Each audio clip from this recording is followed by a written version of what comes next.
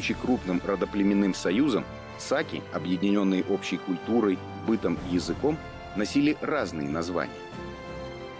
Одно из таких имен – сарматы. Геродот отмечал, что сарматы говорили на скифском языке с ошибками. Но что это был за язык?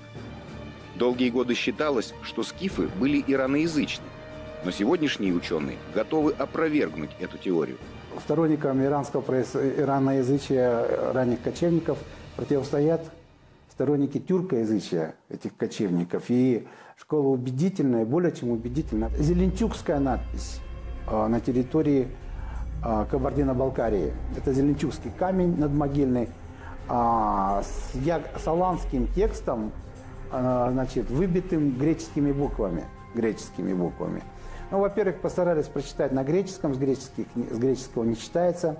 Потом академик Миллер в XIX веке попытался с позиции осетинского языка. Получилась полная ерунда.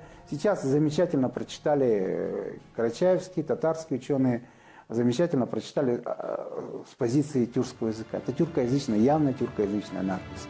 Не подвергается сомнению тот факт, что саки и сарматы были кочевыми племенами. А вот их внешний облик еще вызывает много споров. Однако, если учесть результаты всех антропологических исследований, можно смело считать, что первые кочевники, находясь на перепутье крупнейших мировых коридоров, имели смешанный расовый тип. Самую невероятную версию появления сарматов на политической карте Евразии предложил сам отец истории.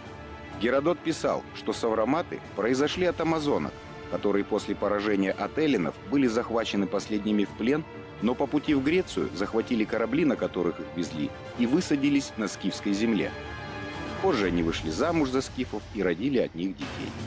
Возможно, этим древний историк пытался объяснить воинственность сарматских женщин, которые не хуже мужчин держались в седле и участвовали во всех сражениях.